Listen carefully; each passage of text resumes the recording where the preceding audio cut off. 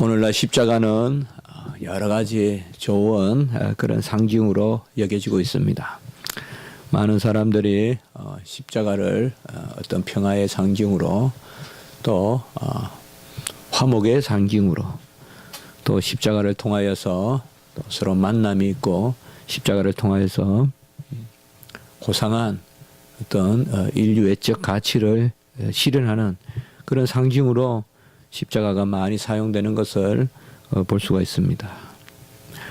그러나 누가 이 십자가를 제대로 안다면 기억하려고 하겠습니까? 십자가는 그저 조형물이 아니라 분명한 역사적인 그러한 형벌의 틀이고 십자가는 형틀입니다. 그곳에 사람이 못이 박히고 절규하면서 죽어가는 것이 바로 십자가입니다. 우리나라에도 옛날에 아주 잔인한 그런 형벌이 있어서 아주 작형이니 태형이니 또 궁형이니 아주 조선시대 때도 보면 여러 형벌이 있었고 가장 심한 것은 제가 대학교 때 읽었던 것에 의하면 서울 시내에도 아마 저 시내 어디 강교 쪽인가 거기 있었다고 제가 읽었던 것 같은데요. 사람들을 그냥 그 줄에 이렇게 걸어가게 해서 그냥 붕덩 빠지면 기름에 빠져서 죽게 하는 어떤 그런 형벌들. 우리 인류가 이 어떻게 보면 형틀을 만들고 형벌을 만들고 제가 영국에서도 한번 그 학교 옆에 그 경찰 그런 이제 박물관 같은 게 있어서 한번 지나가 봤는데 그런 형틀, 형벌 이런 역사 같은 것들이 그렇게 나타나더라고요.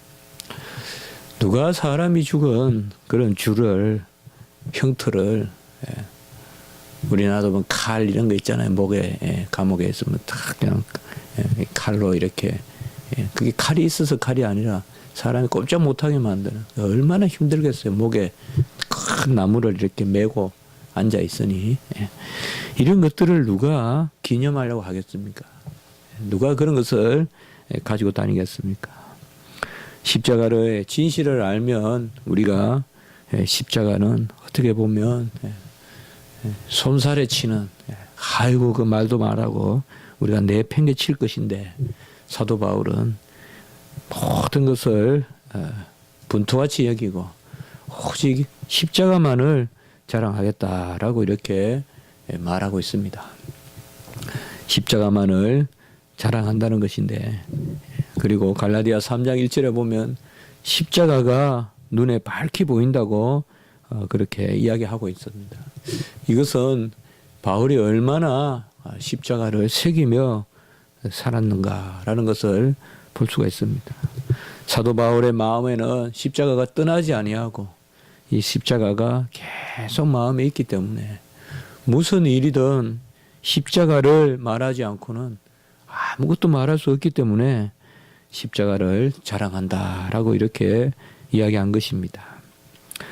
우리는 이 십자가를 마음에 새길 것인가 아니면 은연중에 망각할 것인가 어떤 정서적으로 기억으로 십자가를 새기자는 것이 아니라 정말 우리의 삶이 십자가의 공로의 삶인가 또 그렇게 영광을 돌리는 삶인가 또 십자가를 의지하는 삶인가 십자가의 공로가 있음에도 아무 일도 없은 듯이 그저 내 공로로 살고 내가 되면 되는 것이고 내가 안 되면 안 되는 것이고 내가 할 수 있으면 할 수 있는 것이고 할 수 없으면 할 수 없는 것이고 그저 아주 종이장과 같은 어떤 성도로서의 질량이 없는 성도로서의 부피가 없는 그런 삶은 십자가의 공로가 없기 때문에 그렇습니다.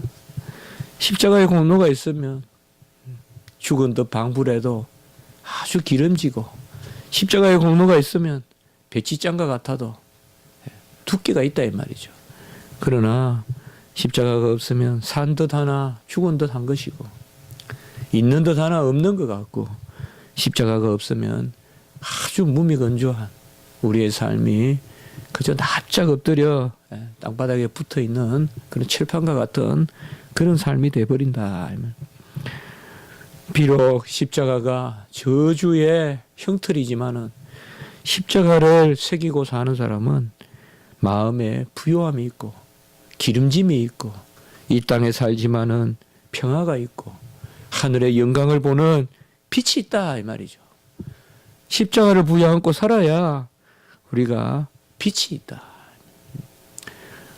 우리 몸은 피로 살고 피로 생명이 있다면 이제 우리가 사는 것은 그 육신의 피가 아니라 보혈의 피다.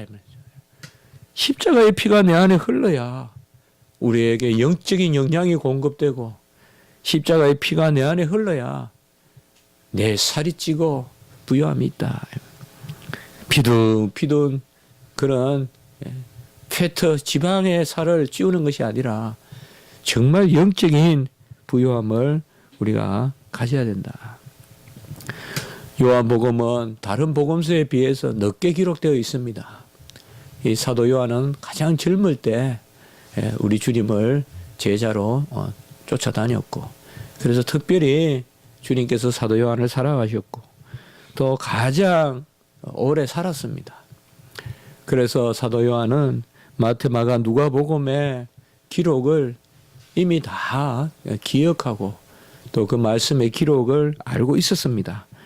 그렇기 때문에 오늘 보면 다른 복음서에는 여러 많은 것들을 기록하고 있습니다. 바라바를 놓아주는 그런 과정에서 또 유대인들이 그 피를 우리에게 돌리라 하면서 아주 그냥 피의 저주를 자신들이 뒤집어 쓰겠다라고 하는 그런 부분들 이런 것들은 요한복음은 싹 다 제거해내고 딱 두 줄만 이렇게 오늘 17절 18절로 딱 기록하고 있습니다. 많은 복음서 다른 마태, 마가, 누가복음서에는 기록이 있지만 요한복음은 이미 그런 기록이 있고 또 이것으로 족하다 여겨서 두 절만 그렇게 간략하게 쓰고 있습니다. 17절에 보면 그들이 예수를 맡음에 그들은 말할 것도 없이 바로 예수님을 고발하고 고소한 그런 유대인들이죠. 이 말씀을 우리가 요한복음 1장과 한번 비교해 볼 필요가 있어요. 영접하는 자, 그 예수 그리스도 이름을 믿는 자는 빛이 와서 영접해야 되는데 그들은 영접하지 않고 예수를 맡음에 이 단어가 거의 대꾸적으로 우리가 볼 수가 있어요. 그러니까 요한복음 1장에 보면 영접을 해야 되는데 그 빛을 영접해야 되는데 이들은 영접한 것이 아니라 예수를 죽이려고 막고 있다라고 볼 수가 있습니다. 어둠이 지금 빛을 조롱하고 있습니다. 여러분 어둠이 빛을 다스릴 수 있겠습니까? 어둠이 빛을 드는 순간 어둠은 죽고 말죠. 얼음이 열을 다스릴 수 있을 것 같아요, 여러분들. 얼음 막대로 열을 치면 얼음이 부러지지 열이 없어집니까? 어둠은 절대 빛을 대적하지 못합니다.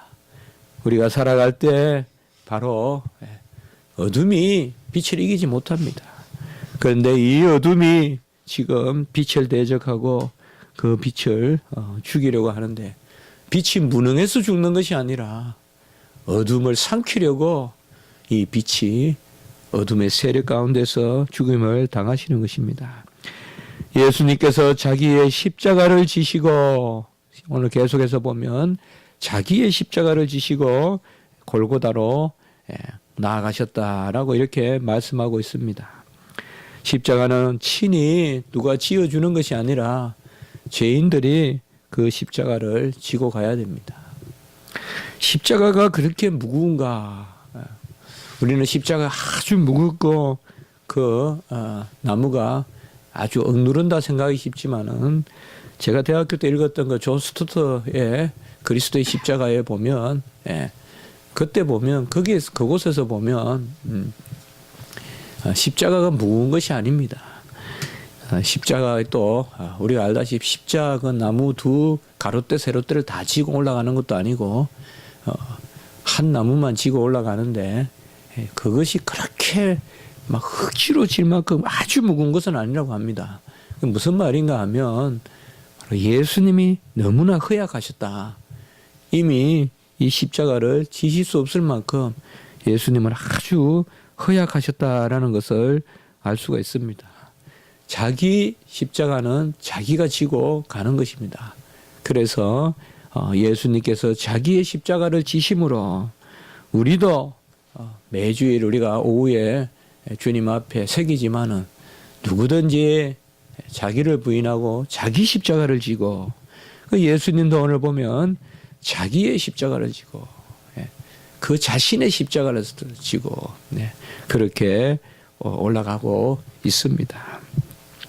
헬라어로도 보면 그 자신의라는 그러한 소유격의 그런 강조 대명사를 써서 바로 예수님께서 자기의 십자가를 지고 해골이라는 곳으로 나가셨다라고 이렇게 말씀하고 있습니다. 바로 죽음은 바깥의 죽음이요 저주의 죽음이어야 합니다. 해골이라는 곳으로 나가셨다. 이 죽음은 저주의 죽음으로서 진영 밖의 죽음이셔야 합니다. 죄를 지으면 저주에 해당하는 죄를 지으면 레위기 24장과 민수기 15장 또 사도행전 7장 사도행전 7장에서는 특별히 사도행전 7장 58절에 보면 스데반도 성 밖에서 죽였거든요. 그래서 돌로 쳐서 죽일 때는 성 안에서 죽이지 않습니다. 진영 밖에 쫓아내고 진영 바깥으로 데려나가서 그렇게 죽이는 것입니다. 예수님도 바로 나가시니 바깥으로 나가셔서 그렇게 죽으셨습니다. 속죄 제물도 다른 제물은 제사장이 취하지만은 속죄 제물은 그 피든 내장이든 다 바깥에서 불살라 버립니다.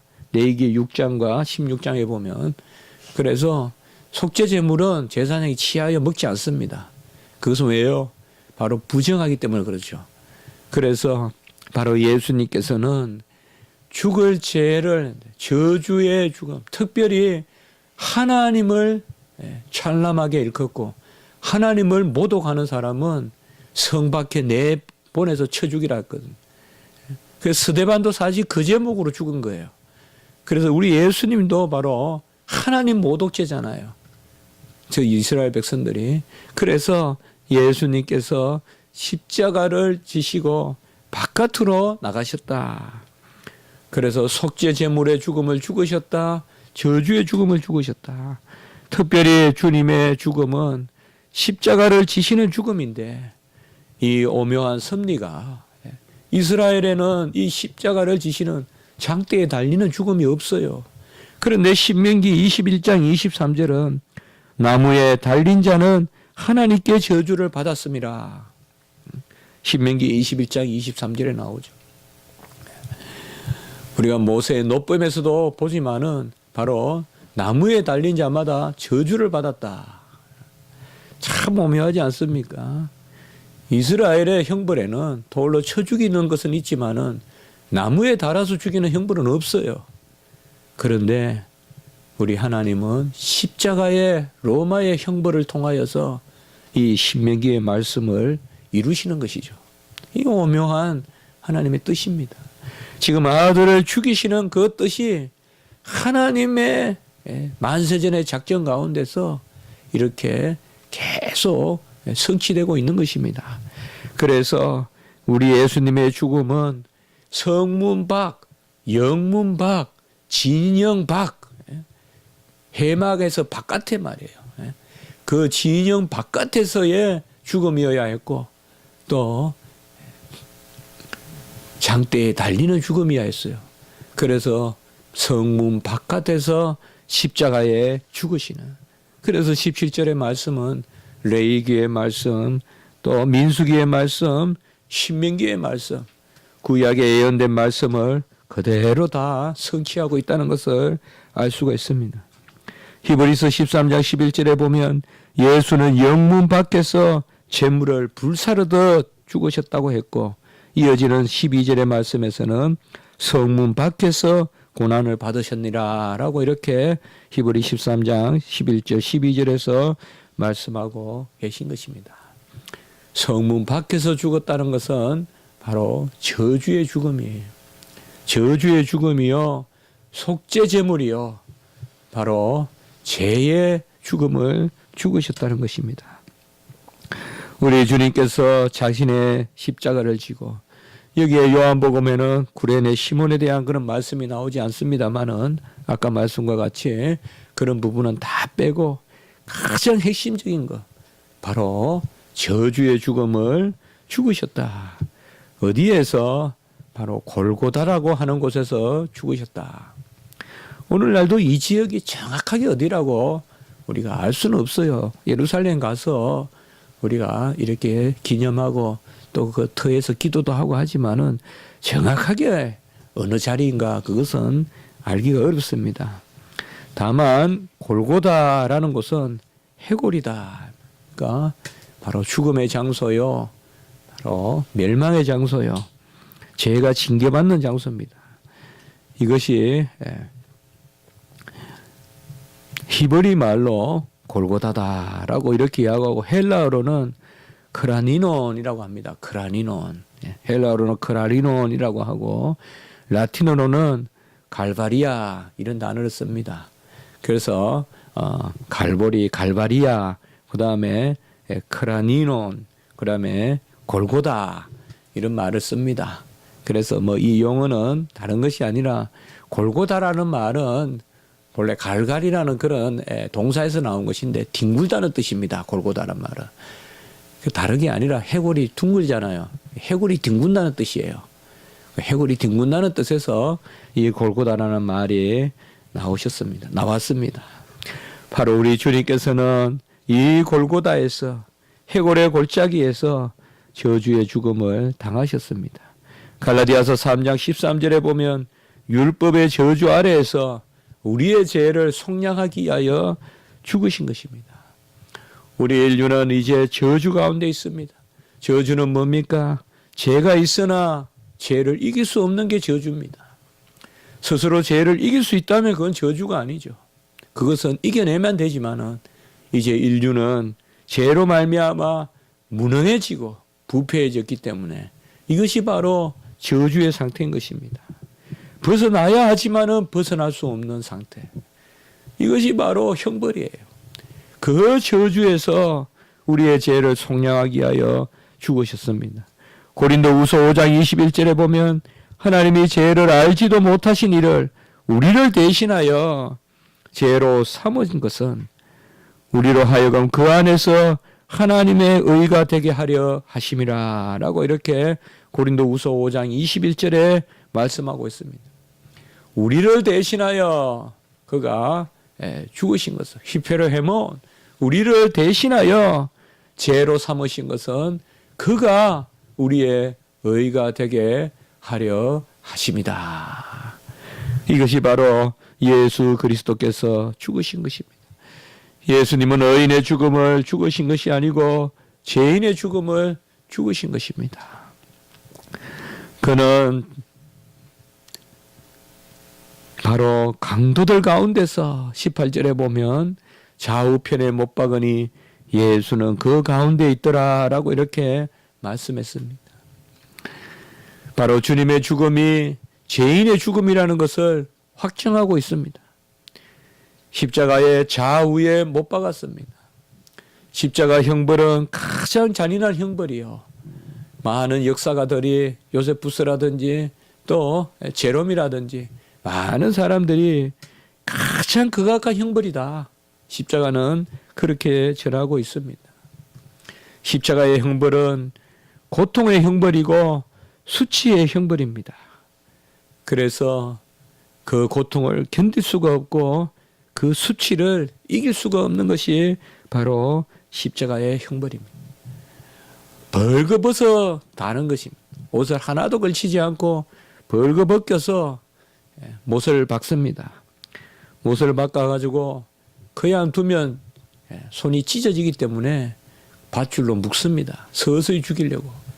그리고 양손에 못을 박고 그리고 발에 또 발을 모아서 못을 박습니다. 그 못을 박고 그 발 아래 받침대를 둡니다. 이것은 갑자기 툭 떨어져서 찢어서 죽지 않도록 서서히 죽게끔. 그러니까 아주 고통이 서서히 밑으로 끌어내리는 견딜 수 없는 그런 고통입니다. 그래서 보통은 12시간 정도 달려 있다고 합니다. 그 1초는 평생의 고통보다 크다고 하니 12시간을 그렇게 달려. 의식이 없어지면 좋은데 의식이 없어지지도 않고, 아예 죽으면 좋은데 죽지도 않고, 그 고통을 당하기 때문에 십자가의 형벌은 가히 생각할 수가 없는, 화형이 그렇게 큰 형벌이라고 하는데 화형보다 훨씬 더한 것이 바로 이 십자가의 형벌이라고 그렇게 말하고 있습니다. 이 십자가의 형벌은 계속 로마에 있어 오다가 이제 기독교를 국교로 삼은 콘스탄틴 황제 때 십자가의 형벌을 없앴습니다. 예수님을 죽인 이런 형벌을 더 이상 두면 안 된다라고 해서 그 형벌을 없앴다고 합니다. 우리 주님은 십자가에 길어야 6시간 달려 계셨습니다. 우리가 지난 시간에도 봤죠. 지난주에 예수님께서 몇 시에 달리시고 몇 시에 죽으셨는가. 우리 주님은 빨리 상대적으로 죽으셨어요. 우리가 알다시피 예수님께서 십자가에 얼마나 오래 달리셨느냐. 거기에 의의가 있는 것이 아닙니다. 그는 하나님이시면서 사람으로 달리셨기 때문에 십자가의 형벌은 1초의 형벌이라도 만인을 살리는 것입니다. 그래서 사람이 오래 달렸다, 빨리 죽었다. 이렇게 따진다면 예수님의 6시간의 십자가의 형벌은 우리 한 사람의 죄값도 안 될 수도 있어요. 12시간 달려야 평균이라면 12시간 달리셔야 되는데 12시간 달려도 한 사람 살릴 형벌밖에 안 돼요. 그래서 우리는 십자가에 달리신 그 주님이 사람이시지만은 하나님이라는 것을 기억해야 된다. 하나님이시자 사람으로서 인성에 따라서 죽음을 죽으시는 것입니다. 그가 죽으시는 것은 바로 죄인들 가운데서 죽으셨습니다. 제가 어디에서 기록을 했는지 모르는데 제가 옛날에 읽었던 주석에 보니까 이렇게 말이 적혀 있어요. 제가 요한복음을 전에도 한번 이렇게 나눈 적이 있었는데요. 왕십리 교회에 있을 때. 예수님은 성전의 촛대 사이에서 죽으신 것이 아니라 강도들 사이에서 죽으셨다. 이렇게 적어놨어요. 제가 그렇게 적은 것인지 어디 말을 인용했는지 제가 알 수가 없어요. 네. 예수님께서는 성전의 촛대 사이에서 죽으신 것이 아니라 바로 강도들 사이에서 그 가운데 죽으셨다. 오늘 새벽에 우리가 설교 제목에 가운데 있더라. 예수님은 행악자로 범죄자로 헤아림을 받았습니다. 이사야 53장 12절에 보면 그가 범죄자로 헤아림을 받으시고 죽으시고 범죄자를 위하여 기도하셨다라고 이렇게 나와 있습니다. 이사야 53장 12절에 예수님은 이러한 저주의 죽음을 죽으시고 범죄자의 죽음을 죽으시고 행악자의 죽음을 죽으셨습니다. 그러니 이방인들은 예수님의 십자가를 미련하다고 하고 유대인들은 예수님의 십자가로 말미암아 걸려 넘어지지만은 이 십자가가 우리에게는 지혜와 능력이 된다라고 이렇게 고린도전서 1장 23절에서 말씀하고 있습니다. 우리가 오늘 말씀을 기억하면서 주님께서 박히신 곳이 못 박히신 곳이 죄인들 가운데서 못 박힘으로 죄인들을 대속하셨다는 것을 기억해야 되겠습니다. 우리도 십자가를 지고 내 몫에 태인 십자가 우리가 찬송을 드렸지만은 우리도 다 십자가를 지고 나아가야 되는데 십자가의 길이 영광의 길이요 십자가의 길이 부요한 길이요 지혜로운 길이요 십자가의 길이 바로 하나님께 날마다 나아가는 자녀로서 인치는 길이라는 것입니다. 우리는 십자가를 기억하면서 십자가의 공로를 얻은 백성답게 살아야겠습니다. 십자가가 없는 그러한 면이 얄팍한 그런 삶을 살 것이 아니라 정말 부요한 삶, 십자가로 사랑하는 삶, 십자가로 은혜 가운데 머무는 삶을 살아야겠습니다. 우리가 무엇을 한다고 하기 전에 십자가의 공로로 능치 못함이 없다는 것을 우리가 기억하고, 왜 주님께서 이러한 일을 당하셨는지 그것을 우리가 분명히 물어봐야 될 것입니다. 주님께서 스스로 자기 죄를 위하여 죽으신 것이 아니라 우리를 위하여 죽으셨다는 것을 기억하면서, 바로 좌편 우편 강도를 위하여, 인류를 위하여 죽으셨다는 것을 기억해야 되겠습니다. 우리는 십자가가 없이는, 내가 없다는 것을 기억하고, 십자가가 없이는 아무 자랑도 없고, 십자가가 없이면 우리의 삶도 무의미하다는 것을 기억하면서 십자가를 의지하고 십자가를 기념하고 십자가를 바라보는 그런 삶을 살아야겠습니다. 한번 기도드리겠습니다. 거룩하고 자비로우신 하나님 아버지, 강도들 가운데에서 이제 달리셔서 온 인류의 죄를 사하시려고 택함 받은 백성들의 구원을 위하여 우리 주님께서 저주의 죽음을 영문 밖에서 골고다에서 당하심을 기억합니다. 이것이 분명한 역사요, 어떤 관념이 아니라는 것을 우리가 또한 고백합니다. 주님께서 나를 위하여 죽으셨으니 거기 너 있었는가, 거기에 우리도 십자가의 자리에 서게 하여 주시고, 날마다 십자가를 기억하고 우리 십자가를 지고 주님을 쫓는 저희들이 되게 해 주시옵소서. 우리 십자가 지기 교회 주여 불쌍히 여겨 주시옵소서. 우리에게 이런 이름을 주셨는데 하나님 아버지, 우리 교회가 십자가를 지고 있는지, 십자가의 사랑을 전하고 있는지, 십자가의 용서가 있는지, 십자가의 놀라운 은혜의 부요함이 있는지 우리가 바라보게 하여 주시옵소서. 우리는 그저 부족하여 고백할 뿐이오니, 주님의 십자가의 공로가 우리에게 임하여 넘침을 고백할 뿐이오니, 주여 그 공로로 살게 하여 주시고, 내 피로 사는 것이 아니라 보혈의 공로로 사는 것을 기억하며 나가게 주여 도와 주시옵소서. 원컨대 우리 교회에 주님의 뜻을 이루어 주시고, 주님께서 원하는 일을 우리 교회 지체들이 감당할 수 있도록 주여 도우시고 인도하여 주시옵소서. 아버지여, 인간의 많은 영혼들이 죽어가고 있지만 우리가 도무지 힘을 내지 못하고 다가가지 못하고 있습니다. 하나님 아버지, 우리에게 주님의 뜻을 보여주시고 주님께서 우리를 움직여 주시옵소서. 박근적으로 우리를 사용하여 주셔서 주님의 일을 이루어 주시옵소서. 오늘 한날 우리 교회 예배 가운데 역사하여 주시옵소서. 우리가 성령과 진리로 하나님 앞에 예배드리게 도와주시고, 모든 성도님들 예배 가운데 주님께서 인도하시며 은혜를 더하여 주시고, 오늘 주일학교와 청년부와 또 위에 있을 신방도 주님께서 주장하시고, 오가는 성도님들 걸음걸음을 주여 복되게 하여 주시옵소서. 감사합니다. 모든 영광을 하나님께 올려옵고 구주 예수 그리스도 이름으로 기도드리옵나이다. 아멘.